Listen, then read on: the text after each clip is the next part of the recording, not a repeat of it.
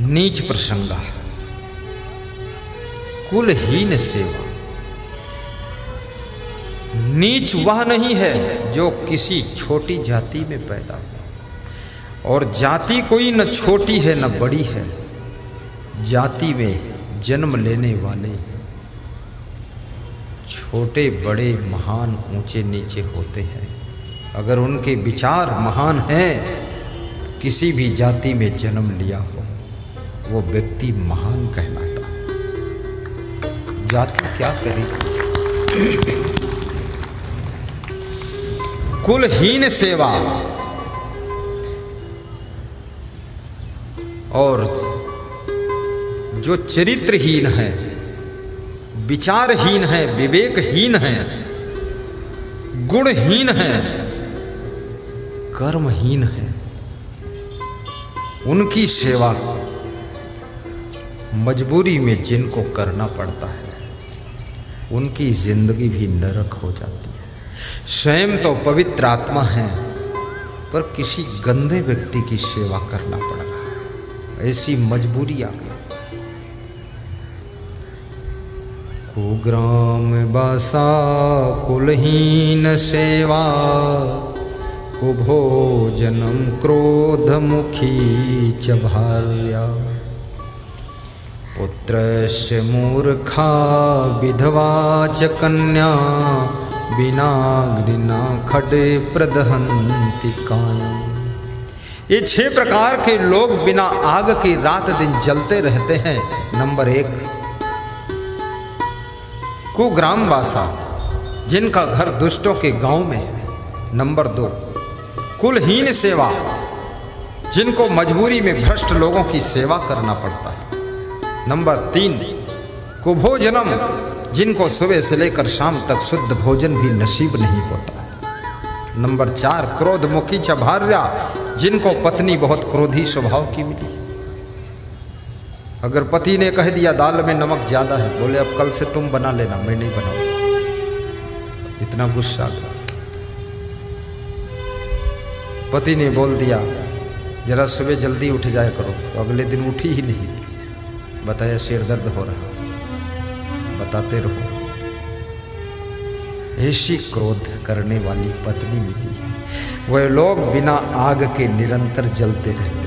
पुत्रस्य मूर्खा, जिनको मूर्ख पुत्र मिला, स्कूल पढ़ने के लिए भेजो तो शहर में टहलता रहता है, ऑनलाइन मोबाइल पढ़ने के लिए दो तो गेम खेलता रहता है, समझाओ तो मुंह फुला के बैठता है, डांट दो तो घर से चला जाता, 2 घंटे आता ही नहीं, माँ बाप टेंशन में पड़ जाते। ऐसा मूर्ख पुत्र मिला है। सुबह याद करता, शाम को भूल जाता है, शाम को पढ़ता, सुबह सब फिर खोपड़ी साफ हो गई, कुछ याद नहीं। माँ बाप उसको मक्खन मलाई खिलाते हैं, कहीं से दिमाग बढ़ जाए इसका। और याद रखना, एक चौपाई याद कर लो, अतिशय रगड़ करे जो कोई, अनल प्रकट चंदन से हो। अगर आपने बहुत रगड़ी मारी है, कम बुद्धि होते ही भी तुमको सफलता मिल जाएगी। मेरे साथ में एक छात्र पढ़ता था, पढ़ने में कमजोर था, लेकिन रटता था, रगड़ी मारता था। शिल पर आवत जात ही, रसरी यावत जात ही, शिल पर बनत निशान, करत करत अभ्यास यही जड़मत होत सुजान। मैं तो संत हो गया, फिर वो इंजीनियर बना। तो मुझे मिला तो मैंने कहा कहाँ जा रहे संतोष?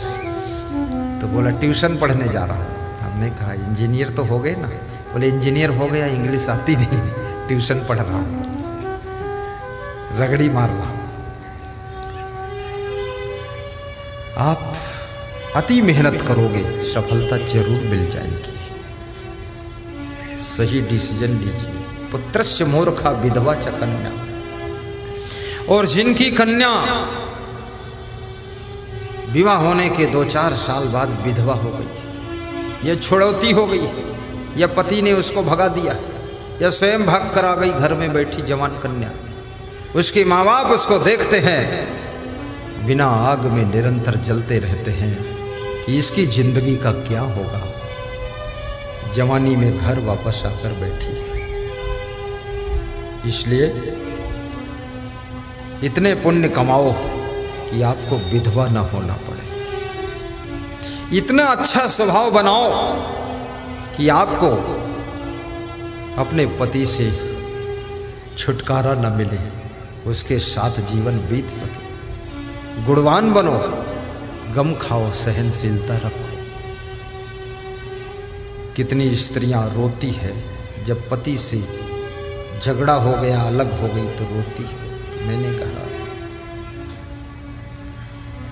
पहले तुम गुस्सा बहुत करती थी। बोले करती थी पर अब नहीं करती। तो उन्हें आप किससे करोगे, अब पति अलग ही हो गए। बोले कुछ ऐसा मंत्र मारो फिर हमको बुला ले तो ठीक है। मंत्र, सारे मंत्र आपके पास हैं। जिसको अपना बनाना चाहो तुम अपने मृदु वाणी से, सहनशीलता से, सद्गुणों से, सदाचार से, अच्छी आदतों से, सुंदर स्वभाव से उसको तुम अपना बना सकते हो। और यदि ये तुम्हारा स्वभाव बिगड़ गया, आदत बिगड़ गई, सहनशीलता नहीं रह गई, गम नहीं खा सकते हो, तो अपने भी पराये हो जाते हैं, अपने भी पराये हो जाते हैं। पर याद रखना, जिंदगी अकेली किसी की गुजरती नहीं है। संत भी बन जाओगे तो संतों की मंडली में रहना पड़ेगा। तुम सोचो घर बार छोड़कर मैं भाग जाऊं, छुट्टी कर दूं। अरे साधु बनो। मैं साधु बना ना, तुम्हें कितने साधुओं में रहना पड़ता है। 60-70 साधुओं की टोली में रहता हूं। और इतने महान संत, जिंदगी स्वर्ग हो गई, बड़ा सुख मिलता है, शांति, आनंद। स्वयं अच्छे बनो, सब अच्छे मिलते चले जाएंगे। आप सभी का जीवन मंगलमय हो। ये 6 चीजें मनुष्य की जिंदगी को नरक बना देती हैं। अत्यंत कोपः कटुका च वाणी, दरिद्रता च सुजनेषु वैरम, नीच प्रसंगा कुलहीन सेवा, चिन्हानि देहे नरक स्थिता। 4 चीजें मनुष्य की जिंदगी को स्वर्ग बनाती हैं। स्वर्ग स्थिता नाम इह जीवलोके चत्वारि चिन्हानि बसंत देहे, दान प्रसंगो मधुरा च वाणी, देवार्चनम ब्राह्मण तर्पणश्च। देवी देवताओं की भक्ति करना, जिनको ब्रह्म ज्ञान है, आत्म ज्ञान है, जिसको स्वरूप ज्ञान है, उनकी सेवा करना, मृदु वाणी बोलना, दान करना। दान का स्वभाव आपको संत महान पुरुषों के चरणों में पहुंचाता है। दान का स्वभाव आपको मंदिर में पहुंचाता है। दान का स्वभाव आपको तीर्थ स्नान करने पहुंचाता है।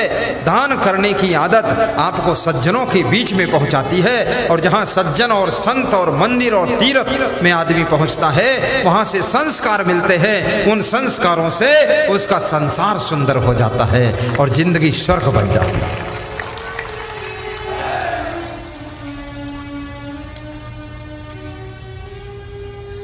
मृदुवाणी सुंदर स्वभाव सभी सुखों की खान है।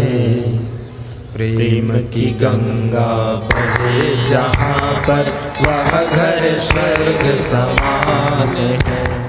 प्रेम की गंगा बहे जहाँ पर, प्रेम की गंगा बहे जहाँ पर वह घर स्वर्ग समान है, वह घर स्वर्ग समान है। मृदुवाणी सुंदर स्वभाव, मृदुवाणी सुंदर स्वभाव सभी सुखों की खान है।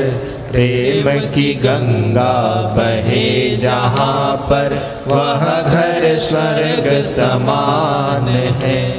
प्रेम की गंगा बहे जहाँ पर वह घर स्वर्ग समान है। बोलिए सद्गुरु भगवान की जय, संत भगवान की जय, भक्त भगवान की जय, साईं बाबा की जय, कबीर साहेब की जय, क्षमादेव की जय, सब श्रोताओं की जय, साहिब बंदगी, साहिब बंदगी। आप सभी का जीवन सुखद हो, ऐसी में शुभ